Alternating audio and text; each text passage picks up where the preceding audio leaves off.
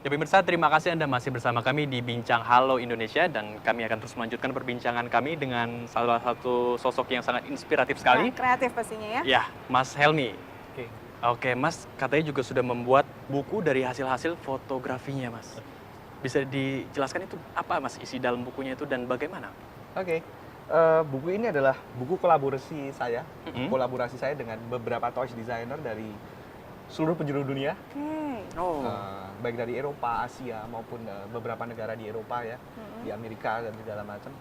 Mereka dari toys designer ini mengirim beberapa mainannya untuk saya foto dalam sebuah komposisi foto ini.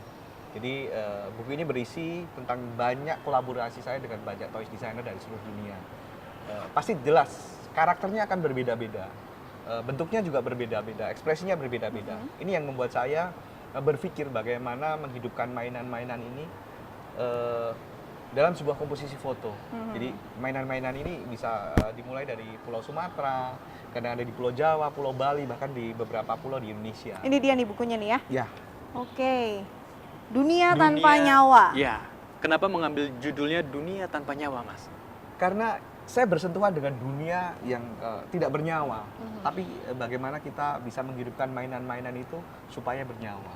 Oke, ini menarik sekali. Kayaknya Ya. harus baca nih, Indro. Ya, dan Kita saya harus juga lihat. mau bukunya satu mungkin.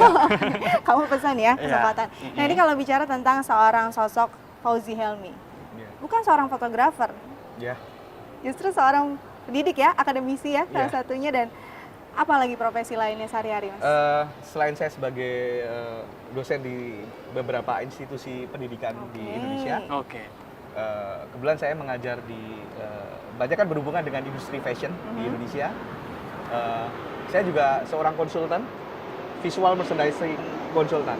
Tapi sepanjang perjalanan sebagai seorang toys photographer, ada nggak cerita-cerita menarik? Apakah yang membuat orang-orang, aduh, apa sih ini gitu? Ataukah memang ini karena disebut sahabat-sahabatnya dan orang pada bingung, Juendro? Iya, betul sekali. Ada gak cerita unik dan menarik yang bisa dibagikan nih? Pasti kan banyak banget story-nya nih. Banyak. Iya.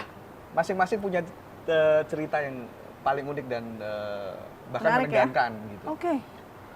Yang penting adalah kita bisa, seorang fotografer itu bisa bersentuhan langsung dengan alam yang ada di situ. Salah satunya adalah ketika saya motret mainan berbentuk penjual gudeg di Jogja. Penjual gudeg. Penjual gudeg di Jogja. Waktu itu saya berpikir bahwa saya tidak mungkin melakukan satu pemotretan di waktu itu lokasinya di Tugu, kota Jogja. Ya, kita tahu Tugu itu adalah salah satu maskot dari kota Simbol. Yogyakarta, Jogja ya? simbol di Iya. kota Yogyakarta ya kan, simbol. Jadi waktu itu saya jelas berpikir tidak mungkin melakukan satu sesi pemotretan di sana karena di sana banyak lalu lalang kendaraan bermotor. Ya. Oke. Dan itu mereka pasti tancap gas karena itu di perempatan dan sangat kencang sekali mereka mengendarainya.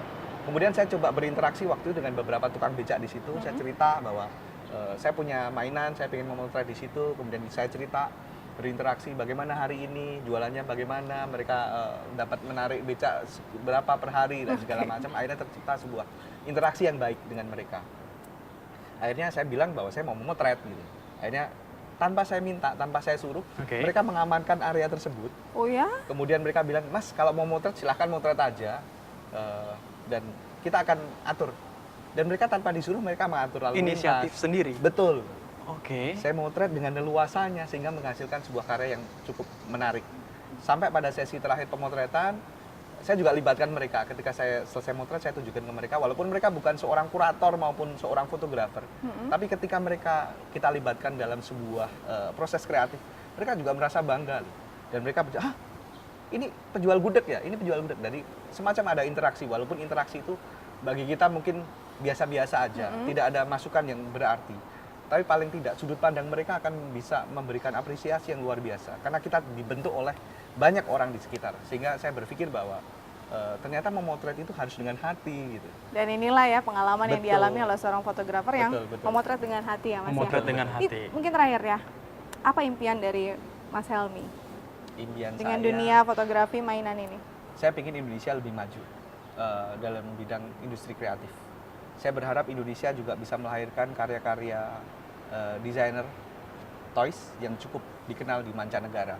Karena sampai saat ini kita sangat banyak desainer Indonesia yang cukup terkenal di mancanegara, namun tidak dikenal di negeri sendiri. Oh, Ya, itu yang membuat saya sangat ironis dan mungkin dalam waktu dekat ini adalah proses buku kedua. Oke, buku kedua nih menarik nih. Apa yang akan disiapkan?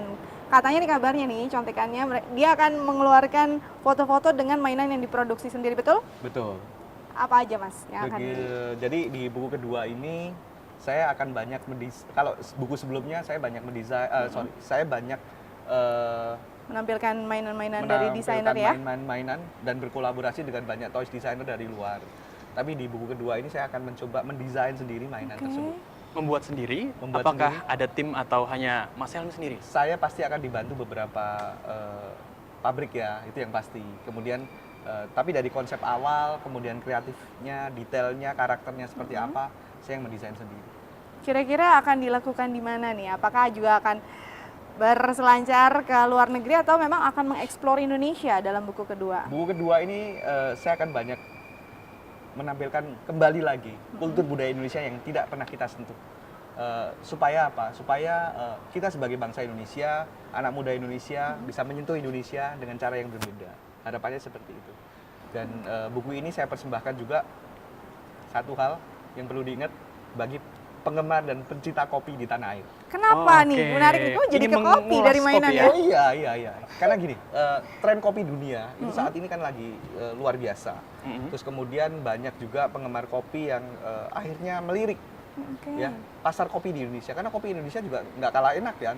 Iya. Kita juga tahu bahwa kopi luwak adalah kopi andalan dari Indonesia. Nah dari sinilah inspirasi itu muncul. Tapi yang pasti kita tunggu. Iya, surprise-nya. jadi penasaran nggak sih? Ini mungkin buat para fotografer-fotografer muda, apa nih tips-tipsnya? Satu hal yang saya ingin sampaikan bahwa memotret bukan hanya menghasilkan karya yang baik dan bagus atau banyak yang